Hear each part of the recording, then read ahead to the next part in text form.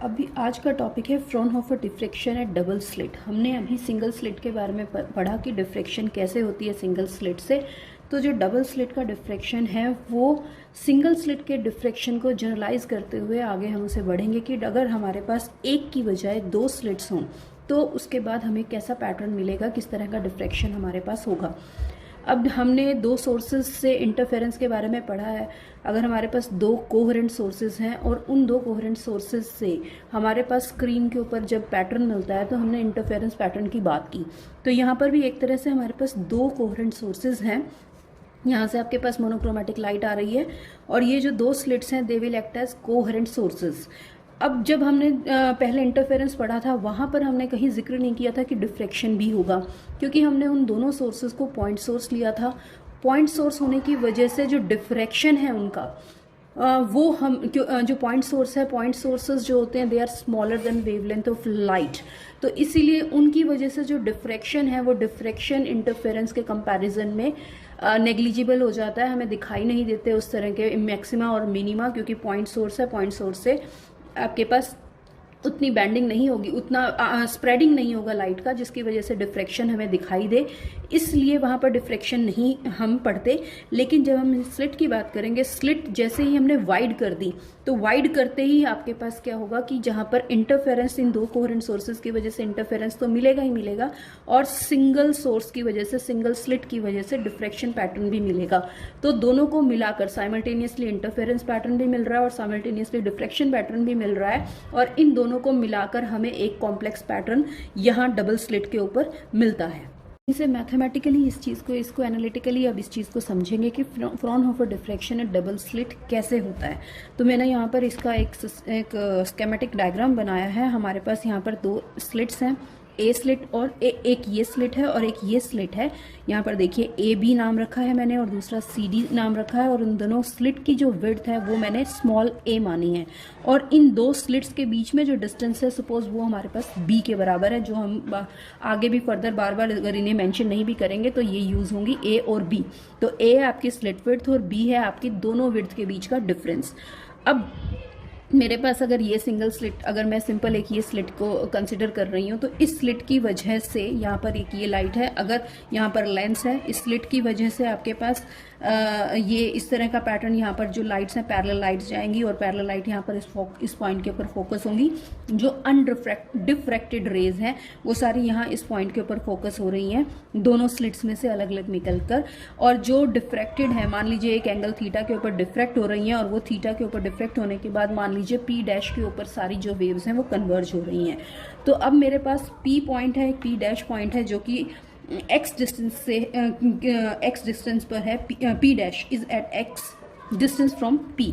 तो ये सारा एक सिस्टम है। यहाँ पर हम क्या करेंगे, यहाँ पर एक परपेंडिकुलर ड्रॉ करते हैं ए ई इस तरह से, क्योंकि अगर हम इंटरफेरेंस जब पैटर्न की बात मानेंगे तो हम दोनों स्लिट्स को कंसिडर करेंगे और ए से ई के ऊपर यहाँ पर मैंने एक परपेंडिकुलर ड्रॉ किया है जब मैं इंटरफेरेंस को कंसिडर करूंगी, क्योंकि मैंने यहाँ पर क्या पहली स्लिट के फर्स्ट पॉइंट से दूसरी स्लिट के फर्स्ट पॉइंट के ऊपर एक परपेंडिकुलर ड्रॉ किया है।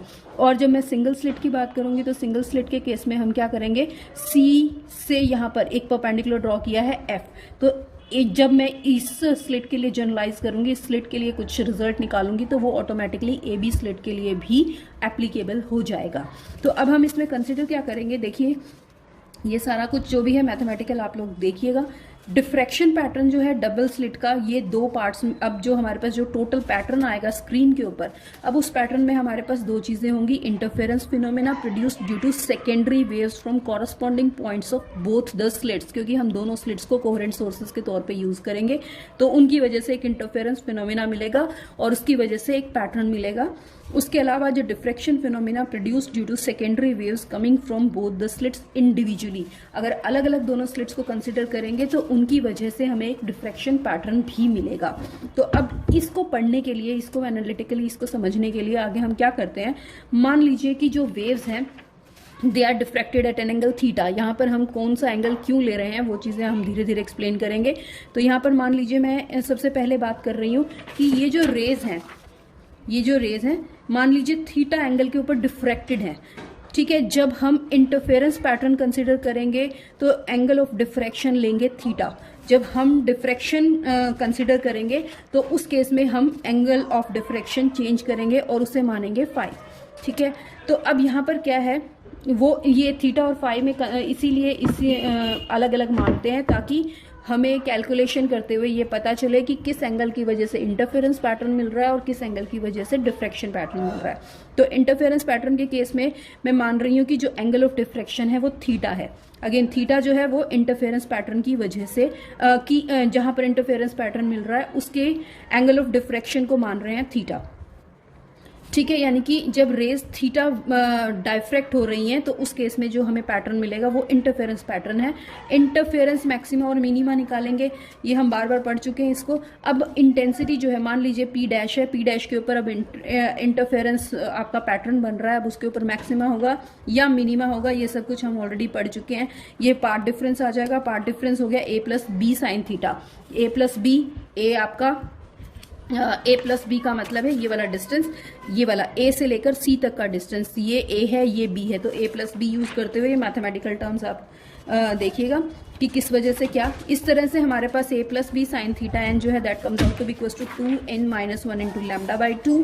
ठीक है, ये हमारे पास बन जाएगा, पार्ट डिफरेंस हम कैलकुलेट करेंगे। और ये वाला जो एंगल है, this angle represents interference minima, यानी कि जिस ये एंगल का जो डायरेक्शन है वहां पर ये डायरेक्शन जो है that will give you the interference minima. इस डायरेक्शन पर अगर डिफ्रैक्शन है तो आपको मिनिमा मिलेगा। इसी तरह से इस एंगल पर अगर डिफ्रैक्शन है तो आपको मैक्सिमा मिलेगा, इंटरफेरेंस मैक्सिमा मिलेगा। ये कंडीशंस हैं इंटरफेरेंस मिनिमा और इंटरफेरेंस मैक्सिमा की। अब इस केस में हम क्या करते हैं कि n को 1 2 3 पुट कर दीजिए। अगर मुझे निकालना है angular separation between the two waves, आपको पहले भी बताया था फ्रॉनहोफर डिफ्रैक्शन में हम एंगुलर सेपरेशंस को कंसिडर करते हैं। अगर मुझे दो इंटरफेरेंस पैटर्न मिल गया, इंटरफेरेंस पैटर्न में मान लीजिए इस पॉइंट पर मुझे मैक्सिमा मिला है, इसमें मिनिमा मिला है, इसमें मैक्सिमा एंड सोन, तो अगर एक मैक्सिमा और दूसरे मैक्सिमा के बीच में एंगुलर सेपरेशन निकालना है, यानी कि रे ऐसे गई और रे ऐसे गई, तो इन दोनों के बीच में एंगुलर सेपरेशन निकालना है तो वो कैसे निकालेंगे। पहले यहाँ पर साइन थीटा 1 निकाल लीजिए, sine theta 2, sine theta 3, theta 2 में से थीटा 1 की वैल्यू को माइनस कर दीजिए, तो आपके पास जिस एंगल पर पहली वेव डिफ्रैक्ट हुई है और दूसरी वेव डिफ्रैक्ट हुई है उन दोनों के बीच का एंगल आ जाएगा and that is called angular separation. और एंगुलर सेपरेशन हम जब मिनिमा की निकालेंगे तो हमारे पास आएगा lambda upon a plus B, और इसी तरह से हम n को 1 2 3 पुट करते हुए जब मैक्सिमा के निकालेंगे तो एंगुलर सेपरेशन आएगा lambda upon a plus B. और एंगुलर सेपरेशन हम यहाँ देख रहे हैं कि एंगुलर सेपरेशन डायरेक्टली प्रोपोर्शनल है लैम्डा से और इनवर्सली प्रोपोर्शनल है ए प्लस बी से। डिफ्रैक्शन मैक्सिमा और मिनिमा, इंटरफेरेंस पैटर्न, इंटरफेरेंस का मैक्सिमा और मिनिमा कब मिलेगा, कैसे मिलेगा, कब आपको किस एंगल के ऊपर मैक्सिमा मिल रहा है, किस एंगल के ऊपर मिनिमा मिल रहा है, ये हमने पढ़ा है। इसी तरह से डिफ्रैक्शन होगा, डिफ्रैक्शन सिंगल स्लिट की वजह से होगा, तो उस सिंगल स्लिट में क्या करेंगे, मैंने सबसे पहले यहाँ पर एक सिंगल स्लिट CD मान ली है और इस CD की वजह से मैंने यहाँ पर ये परपेंडिकुलर ड्रॉ किया है और मैंने मान लिया कि जो एंगल, जो आपकी रे है यहाँ से इस पॉइंट से जो डिफ्रैक्ट हो रही है, सपोज उसका जो एंगल ऑफ डिफ्रैक्शन है वो है फाई। ठीक है, ये अगेन थीटा और फाई अलग अलग इसीलिए लिए गए हैं ताकि हम इंटरफेरेंस और डिफ्रैक्शन के अंदर डिस्टिंग्विशन हम डिफ्रेंशिएट कर सकें, तो इसीलिए हमारे पास यहाँ पे पार्ट डिफरेंस ये आ गया। डिफ्रैक्शन मिनिमा के लिए ये कंडीशन आ गई, यहाँ पर हम साइन फाई एन की वैल्यू एन लैम्डा अपॉन ए ले लेंगे। ठीक है, यहाँ पर एन इज इक्वल्स टू 1 2 3, जो कि n के लिए हमारे पास जो अगर एंगल ऑफ डिफ्रैक्शन है वो फाई 1 है, n2 के लिए एंगल ऑफ डिफ्रैक्शन फाई 2 है और phi 1 phi 2 phi 3 these are the direction of first second third diffraction minimas. तो ये इस तरह से हमारे पास डिफ्रैक्शन का मिनिमा आ जाएगा और यहाँ से हम सेकेंडरी मैक्सिमा ले लेंगे। सेकेंडरी मैक्सिमा के लिए हमारे पास ये रिजल्ट होता है। अगेन ये सारी चीजें हो गई, तो यहाँ से हमारे पास डिफ्रैक्शन मिनिमा और डिफ्रैक्शन मैक्सिमा की कंडीशंस आ गई हैं।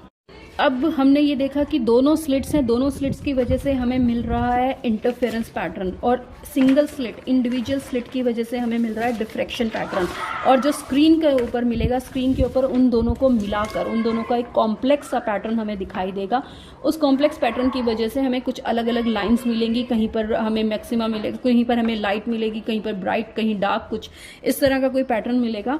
अब उस केस में हम उन दोनों को मिलाकर उसका इंटेंसिटी डिस्ट्रीब्यूशन हम पढ़ते हैं कि बेसिकली कहाँ पर कितनी इंटेंसिटी होगी, कहाँ पर हमें इंटेंसिटी 0 मिलेगी, कहाँ पर हमें इंटेंसिटी कम ज़्यादा मिलेगी। तो अभी हमने देखा कि जो C की वैल्यू है वो A plus B sine theta, ठीक है, जो हमने स्टार्टिंग में पाथ डिफरेंस निकाला था इंटरफेरेंस पैटर्न की वजह से। जब इंटरफेरेंस पैटर्न की वजह से ये पाथ डिफरेंस है, इस पाथ डिफरेंस के कॉरस्पॉन्डिंग मैं मान लेती हूँ फेज डिफरेंस है 2 बीटा के बराबर। यानी कि 2 बीटा क्या है यहाँ पर, 2 beta is the phase difference corresponding to the path difference CE।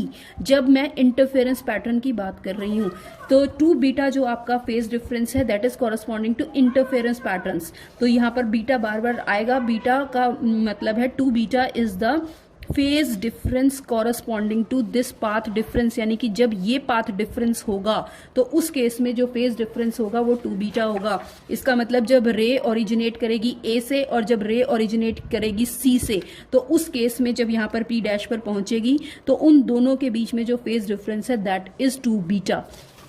तो यहाँ पर ये बीटा टर्म आ गई। उसके बाद मैं मान रही हूँ 2 अल्फा है that is the phase difference corresponding to your path difference, जो ये वाला पाथ डिफरेंस था DF। इस DF के कॉरस्पॉन्डिंग जो ये जो पाथ डिफरेंस है DF, इसके कॉरस्पॉन्डिंग जो फेज डिफरेंस है वो मैं मान रही हूँ 2 अल्फा के बराबर। ठीक है, तो 2 alpha is the basic, 2 alpha हमारे पास क्या हो गया, phase difference corresponding to the path difference DF। 2 beta is the phase difference corresponding to the path difference CE। तो दोनों ही केसेस में यहाँ पर हमें दिखाई दे रहा है कि अल्फा और बीटा, मेरे ख्याल से दोनों टर्म्स क्लियर हो गई हैं कि अल्फा क्या है बीटा क्या है। तो 2 बीटा क्या होना चाहिए, 2 pi by lambda into A plus B sine theta, और 2 अल्फा क्या होना चाहिए, pi by lambda into A sine phi. ठीक है, यहाँ पर एंगल ऑफ डिफ्रैक्शन जब मैं इंटरफेरेंस ले रही थी तो एंगल ऑफ डिफ्रैक्शन में कंसिडर कर रही थी थीटा, और जब मैं इंटरफेरेंस ले रही थी तो एंगल ऑफ डिफ्रैक्शन मेरे पास थीटा था। यानी कि जो रेज हैं वो डिफ्रैक्ट हैं, जो उनका एंगल है रे अपने जो नॉर्मल जो आप उसकी पोजीशन है उससे डिफ्रैक्ट, उसके बीच में उसका जो एंगल है वो है sine theta in case of interference. जब हम डिफ्रैक्शन की बात कर रहे थे तो मैं एंगल ऑफ डिफ्रैक्शन यहाँ पर फाई ले रही थी। तो ये जो दो चीजें हैं थीटा और फाई, अल्फा और बीटा, तो ये दोनों टर्म्स हैं हमारे पास, इन दोनों को समझना है। ये वाली टर्म्स हम लेंगे इंटरफेरेंस के केस में और ये वाली टर्म्स लेंगे हम डिफ्रैक्शन के केस में। अब इसका इंटेंसिटी डिस्ट्रीब्यूशन निकालते हैं। मान लीजिए y1 और y2 जो है that is the displacement of waves from 2 slits. यानी कि जो 2 अलग अलग स्लिट्स हैं AB और CD, उन दोनों स्लिट्स की वजह से जो मेरे पास यहाँ पर डिस्प्लेसमेंट्स हैं वो y1 और y2 है। ठीक है, तो यहां से मेरे पास y1 की वैल्यू मान लीजिए A साइन ओमेगा टी है, तो y2 की वजह से वैल्यू कितनी हो गई, A sine omega T plus 2 beta, क्योंकि पहली स्लिट की वजह से डिस्प्लेसमेंट है मेरे पास ये, तो दूसरी स्लिट की वजह से जो मेरा डिस्प्लेसमेंट है अगेन A और C, ये जो 2 पॉइंट्स हैं A और C, इन दोनों के बीच में जो फेज डिफरेंस है दैट इज 2 बीटा, इसीलिए A sine omega T plus 2 beta. ठीक है, तो और यहाँ पर A किसके बराबर है, that is equal to A naught sine alpha upon alpha. ये हमने पहले पिछली कंडीशन में निकाला है, मैथमेटिकली हमने इसे सॉल्व किया हुआ है, आप इसे चेक कर लीजिएगा। This is the resultant amplitude of the waves which are diffracted at angle phi from each slit. यानी कि A क्या है आपके पास, रिजल्टेंट एम्पलीट्यूड है जो फाई एंगल से डिफ्रैक्ट हो रही है, दोनों अलग अलग स्लिट्स हैं आपके पास, उन दोनों अलग अलग स्लिट्स की वजह से जो आपके पास रिजल्टेंट एम्पलीट्यूड बनेगा, जो स्क्रीन के ऊपर आपके पास जो वेव्स बनेंगी, जो पॉइंट है उसके ऊपर, उनका रिजल्टेंट एम्पलीट्यूड जो है that is given by this equation.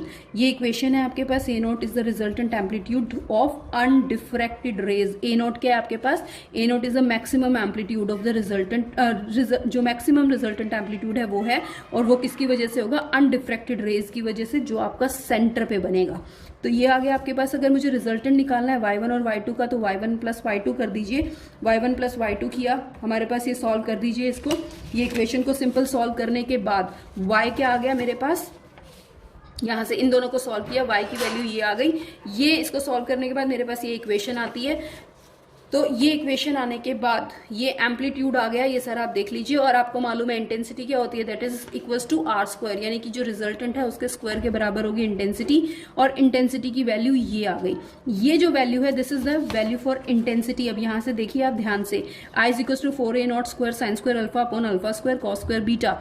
Alpha क्या है आपके पास, इंटरफेरेंस पैटर्न की वजह से जो अल्फा था आपके पास वो क्या था, फेज डिफरेंस था इंटरफेरेंस के केस में जब हम कंसिडर कर रहे थे फेज डिफरेंस था पहली और दूसरी स्लिट से जो रेज निकल रही हैं उनके बीच में, और बीटा क्या है आपके पास, बीटा आपके पास फेज डिफरेंस है एक ही स्लिट के दो एक्सट्रीम एंड्स के बीच में कितना है, तो 2 बीटा वहां पर था और 2 अल्फा यहाँ था, यहाँ पर हम अल्फा और बीटा यूज कर रहे हैं, तो ये दो टर्म्स हैं यहाँ पर। अब यहाँ पर देखिए अगर मेरे पास, अगर मैं सेंट्रल पॉइंट की बात करूँ, सेंट्रल पॉइंट में इंटेंसिटी की बात करें तो सेंट्रल मैक्सिमा कब बनेगा, सेंट्रल मैक्सिमा तब बनेगा जब इंटेंसिटी मैक्सिमम होगी।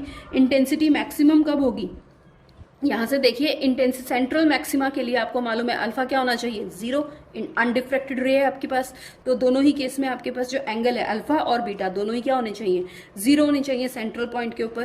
तो अल्फा, अगर अल्फा 0 हुआ तो sine square alpha upon alpha, हमें मालूम है limiting value of sine alpha upon alpha is 1, और अगर कॉस बीटा 0 है तो cos square beta cos beta is equal to 1, तो उस केस में I comes out to equal to 4a0 square, यानी कि अगर सिंगल स्लिट का जो हम एम्पलीट्यूड a0 लें तो जो टोटल इंटेंसिटी है आपकी, जो आपका जो सेंट्रल पॉइंट है, सेंट्रल पॉइंट के ऊपर जो टोटल a0 स्क्वायर को मैं यहाँ पर i0 लिख रही हूँ, तो जो इंटेंसिटी है आपके सेंट्रल मैक्सिमा की, वो इंटेंसिटी आपके इंडिविजुअल स्लिट की वजह से जो इंटेंसिटी है उसका 4 गुना है। अब हमने 2 टर्म्स के बारे में पढ़ा है, इन 2 टर्म्स के बारे में हम बात करते हुए हम ये टर्म्स देखते हैं कि पहली टर्म हमारे पास ये है, ये टर्म बेसिकली क्या है, this term is equal to intensity distribution due to diffraction at single slit. जब हम एक अकेली स्लिट की बात करेंगे तो ये टर्म उस डिफ्रैक्शन से रिलेटेड है, यानी कि जब हम अलग अलग इंडिविजुअल स्लिट्स की बात करेंगे उसकी वजह से जो डिफ्रैक्शन हो रहा है उस टर्म, ये टर्म उस डिफ्रैक्शन पैटर्न के से रिलेटेड है। और ये जो कॉस स्क्वायर बीटा है, this is the factor responsible for interference fringes produced by the waves from 2 slits, यानी इंटरफेरेंस पैटर्न के लिए ये टर्म रिस्पॉन्सिबल है और डिफ्रैक्शन पैटर्न के लिए ये टर्म रिस्पॉन्सिबल है, क्योंकि अल्फा आपके पास फेज डिफरेंस था, 2 अल्फा फेज डिफरेंस था डिफ्रैक्शन के केस में और 2 बीटा फेज डिफरेंस था इंटरफेरेंस के केस में। ये 2 अलग अलग स्लिट्स के बीच कॉरेस्पॉन्डिंग पॉइंट्स के बीच में फेज डिफरेंस था और ये सिंगल स्लिट के बीच में फेज डिफरेंस था। अब इन दोनों टर्म्स को अगर हम पढ़ें, फर्स्ट टर्म क्या है आपके पास, सिंगल स्लिट, फर्स्ट टर्म जो है वो अगर आपके पास अलग अलग 2 स्लिट्स हैं तो उन दोनों स्लिट्स की वजह से अलग अलग एक डिफ्रैक्शन पैटर्न मिल रहा है, तो हम जो डिफ्रैक्शन पैटर्न पढ़ेंगे वो एक स्लिट के लिए पढ़ेंगे और उसको जनरलाइज करेंगे दूसरी स्लिट के लिए। तो ये वाला जो फैक्टर है that is responsible for diffraction, तो अगर मैं इसको पढ़ूं तो मेरे पास सिंगल स्लिट डिफ्रैक्शन आएगा। ये टर्म जो है that will give you the central maxima. अगर फाई 0 के बराबर है, फाई क्या था, एंगल ऑफ डिफ्रैक्शन, ठीक है, तो अगर फाई 0 है यानी कि आपकी जो रेज है वो नॉर्मल गिर रही है स्क्रीन के ऊपर, तो उस केस में हमें सेंट्रल मैक्सिमा मिलेगा और पोजीशन ऑफ मिनिमा हमारे पास इस तरह से आ जाएंगे और पोजीशन ऑफ सेकेंडरी मैक्सिमा इस तरह से आ जाएगा। मैथमेटिकल टर्म है, सिंपल। और अगर हम सिंगल स्लिट की बात करें तो इंटेंसिटी डिस्ट्रीब्यूशन, जो हमने अभी पीछे सिंगल स्लिट की बात की थी, तो सिंगल स्लिट में भी इंटरफेरेंस जो आपका डिफ्रैक्शन डिस्ट्रीब्यूशन, इंटेंसिटी डिस्ट्रीब्यूशन है सिंगल स्लिट में, वो इस तरह से था कि सेंटर पे आपको मैक्सिमा मिल रहा था और जैसे जैसे हम आगे जाते जाएंगे हमारी जो इंटेंसिटी है वो कम होती जाएगी। इस तरह से हमें सेंट्रल मैक्सिमा, उसके बाद सेकेंडरी मैक्सिमाज मिल रहे हैं और उन सेकेंडरी मैक्सिमाज के बीच में क्या है आपके पास सेकेंडरी मिनिमा है। इस तरह से आपको एक इंटेंसिटी डिस्ट्रीब्यूशन मिलेगा। और जो दूसरी टर्म है cos square beta, cos square beta क्या है, दैट इज द वो जो रिस्पॉन्सिबल है वो है इंटरफेरेंस पैटर्न्स के लिए। तो इंटरफेरेंस पैटर्न के केस में हमने देखा मैक्सिमम वैल्यू ये सारी फिर वही है, मैक्सिमा निकाल देंगे हम, मिनिमा निकाल देंगे, मैक्सिमम वैल्यू हो जाएगी 1 के बराबर। तो अगर 1 के बराबर है तो हमें ये यहाँ पर हमें ब्राइट फ्रिंजेस मिलेंगे और इस तरह की पोजीशन पर हमें डार्क फ्रिंजेस मिलेंगे। और इस तरह के केस में जब हम ग्राफिकली रिप्रेजेंटेशन करते हैं तो हम देखते हैं कि ग्राफिकली हमारे पास ये इंटरफेरेंस पैटर्न इस तरह से आता है, क्योंकि हम इंटरफेरेंस के केस में क्या है कि इंटेंसिटी जो है आपके मैक्सिमा और मिनिमा की वो सेम रहती है। तो मैक्सिमा की इंटेंसिटी सेम है और हमें ऑल्टरनेट पोजीशंस पर इंटरफेरेंस मैक्सिमा और इंटरफेरेंस मिनिमा मिलते हैं। ये ग्राफ है, अगर सिंगल स्लिट होती तो डिफ्रैक्शन होता, अगर 2 पॉइंट सोर्सेज होते तो इंटरफेरेंस होता, तो ये मिलता। लेकिन अब हमारे पास डिफ्रैक्शन भी है और इंटरफेरेंस भी है, इसीलिए अब हमें एक अलग कॉम्प्लेक्स पैटर्न मिलेगा। यहाँ देखिए, यहाँ पर एक टर्म एंगुलर सेपरेशन की बात की थी हमने। इंटरफेरेंस के पैटर्न के केस में एंगुलर सेपरेशन हमने निकाला था लैम्डा ए प्लस बी के lambda upon a plus B है। जब हम डिफ्रैक्शन का एंगुलर सेपरेशन निकालेंगे तो लैम्डा अपॉन ए है। डिनोमिनेटर में यहाँ पर ए प्लस बी है, यहाँ पर ए है, तो आपको यहाँ पर पता ही चल रहा है, दिखाई दे रहा है कि ए प्लस बी बड़ा है। तो a प्लस बी बड़ा हुआ तो इसका मतलब angular separation in case of interference क्या हुआ, कम होगा। तो यहाँ पर आपके पास स्लिट, जब डिफ्रैक्शन की बात करेंगे तो डिफ्रैक्शन के केस में एंगुलर सेपरेशन ज्यादा होगा। एंगुलर सेपरेशन ज्यादा का मतलब है कि अगर एक रे यहाँ पर गिर रही है, दूसरी यहाँ गिरेगी, और जो उसके बीच में जो सेपरेशन है वो ज्यादा हुआ, तो यानी कि आपका जो एंगल है वो ज्यादा बड़ा बनेगा इन केस ऑफ डिफ्रैक्शन। लेकिन जो इंटरफेरेंस है उसके अंदर आपके जो एंगल्स हैं वो छोटे छोटे बनेंगे। तो बेसिकली होगा क्या कि आपको एक, ये जो आपकी जो डॉटेड लाइंस है वो है डिफ्रैक्शन पैटर्न शो कर रही हैं यहाँ पर। तो एक ही डिफ्रैक्शन पैटर्न, एक ही डिफ्रैक्शन एनवेलप में हमें कई सारे इंटरफेरेंस पैटर्न्स मिलेंगे, क्योंकि आपके पास जो एंगुलर सेपरेशन है डिफ्रैक्शन का वो है आपके पास बड़ा, और उसी के अंदर ही आपको छोटे एंगुलर सेपरेशन वाले इंटरफेरेंस पैटर्न्स मिलेंगे। तो आपके पास एक एनवेलप बनेगा डिफ्रैक्शन पैटर्न का, और उन डिफ्रैक्शन पैटर्न्स के अंदर हमें अलग अलग इंटरफेरेंस पैटर्न्स मिलेंगे। तो जो कॉम्प्लेक्स पैटर्न की हम बात कर रहे हैं वो कॉम्प्लेक्स पैटर्न कुछ इस तरह से, इंटेंसिटी का डिस्ट्रीब्यूशन कुछ इस तरह से होगा। यहाँ पर देखिए जो डिफ्रैक्शन के मैक्सिमा या मिनिमा के बीच में जो एंगुलर सेपरेशन है वो लैम्डा बाय ए है, और जो इंटरफेरेंस पैटर्न का जो सेपरेशन है उसके अंदर जो एंगुलर सेपरेशन है that is lambda upon a plus b. तो इस तरह से हमारे पास एक एनवेलप होगा डिफ्रैक्शन पैटर्न का, जिसके अंदर हमें इंटरफेरेंस के मैक्सिमा और मिनिमा मिलेंगे, और वो जो मैक्सिमा और मिनिमा होंगे वो अकॉर्डिंगली डिफ्रैक्शन पैटर्न के अंदर ही यहाँ पर हमें इस तरह मिलेंगे, और जो लाइट जितनी वहाँ पर जो लाइट की उस टाइम की इंटेंसिटी है उसके अकॉर्डिंग हमें अलग अलग पीक्स मिलेंगी। तो ये आपके पास जो डॉटेड कर्व है that represents diffraction maxima and minima, continuous curves represent interference maxima and minima. अभी हमने देखा कि इंटरफेरेंस पैटर्न और डिफ्रैक्शन पैटर्न दोनों आपस में ओवरलैप करते हैं। ओवरलैपिंग का मतलब है कि कहीं पर कोई एक ऐसी पोजीशन भी हो सकती है जिस पोजीशन पर हमें डिफ्रैक्शन भी मिल रहा हो और इंटरफेरेंस भी मिल रहा हो। तो अब इस सारी चीज को पढ़ने के लिए हम यहाँ पर वर्ड यूज करते हैं मिसिंग ऑर्डर्स। यहाँ मिसिंग ऑर्डर हम बोलते हैं बेसिकली जो इंटरफेरेंस के जो मैक्सिमा होते हैं वो कुछ उनकी जो डायरेक्शन है वो कई बार कोइंसाइड कर जाती है डिफ्रैक्शन के मिनिमा से। अगर वो डिफ्रैक्शन के मिनिमा और इंटरफेरेंस का जो मैक्सिमा है उन दोनों की एक ही पोजीशन है, एक ही एंगल के ऊपर है, वे दोनों उनकी डायरेक्शन सेम है, एक ही पॉइंट के ऊपर बन रहे हैं, लोकेशन उनकी सेम है, तो उस केस में क्या होता है कि जो इंटरफेरेंस के जो मैक्सिमा होते हैं वो मिस हो जाते हैं, वो जो पीक जो हमें मिलनी चाहिए वो सप्रेस हो जाती है और हमें सिर्फ डिफ्रैक्शन का मिनिमा मिलता है। तो जो इंटरफेरेंस के जो मैक्सिमा सप्रेस हो गए यानी कि वो जो पीक्स मिस हो गई हैं उन्हें हम बोलते हैं मिसिंग ऑर्डर्स। तो डबल स्लिट डिफ्रैक्शन पैटर्न में हमें कुछ मिसिंग ऑर्डर्स मिलते हैं, वो कब मिलते हैं, कहाँ मिलते हैं, वो हम पढ़ेंगे। तो यहाँ पर हमारे पास कुछ ऑर्डर्स ऐसे हैं इंटरफेरेंस फ्रिंजेस के जो हमें इंटरफेरेंस फ्रिंजेस के केस में जो हमारे हमसे मिस हो जाते हैं क्योंकि हमारे पास एक कॉम्प्लेक्स पैटर्न नजर आ रहा है, इस वजह से कुछ इस तरह के पैटर्न कुछ इंटरफेरेंस फ्रिंजेस जो है वो मिस होती है, इंटरफेरेंस मैक्सिमा मिस होते हैं। अब इंटरफेरेंस मैक्सिमा की कंडीशन हमने पढ़ी हुई है, ये है।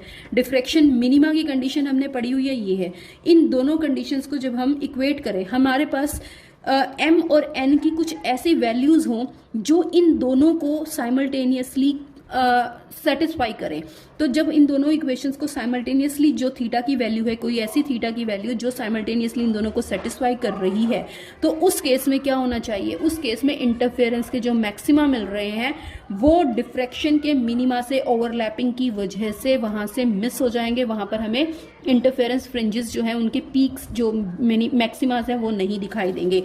तो यहाँ पर हम क्या करते हैं कि थीटा की वैल्यूज हमने इसको एडजस्ट करने के लिए कि साइमल्टेनियसली कैसे इन चीज़ों को इन कौन सी थीटा की वैल्यू अगर हम निकालना चाहें तो हम क्या करेंगे कि साइन थीटा जो है वो दोनों के केस में क्योंकि सेम डायरेक्शन है तो सेम डायरेक्शन में दोनों सेम हो गए, तो उस केस में ये वाली जो लेफ्ट हैंड साइड है अगर वो सेम है तो राइट हैंड साइड को हम इक्वेट कर देते हैं बराबर में। तो ये हमने इक्वेट की और इसकी कंडीशन हमने निकाली a plus b upon a is equal to n upon m. तो इस कंडीशन में साइन थीटा क्या हो गया, वो सेम हो जाएगा।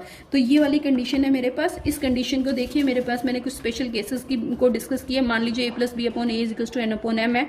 मान लीजिए a बराबर है b के, यानी कि जो आपकी स्लिट की विड्थ है और जो स्लिट का सेपरेशन है वो दोनों बराबर हैं। अगर वो दोनों बराबर होंगे तो हमने देखा कि n की वैल्यू 2m के बराबर है। n की वैल्यू 2m का मतलब है कि अगर m मैं 1 2 3 और कुछ ले रही हूँ तो उस केस में m अगर 1 है तो n 2 हो गया, अगर m को 2 ले रही हूँ तो 4 हो गया। तो आपने देखा कि m आपके डिफ्रैक्शन पैटर्न की वजह से था और n क्या है, n जो आपके ऑर्डर्स हैं वो इंटरफेरेंस पैटर्न की वजह से है।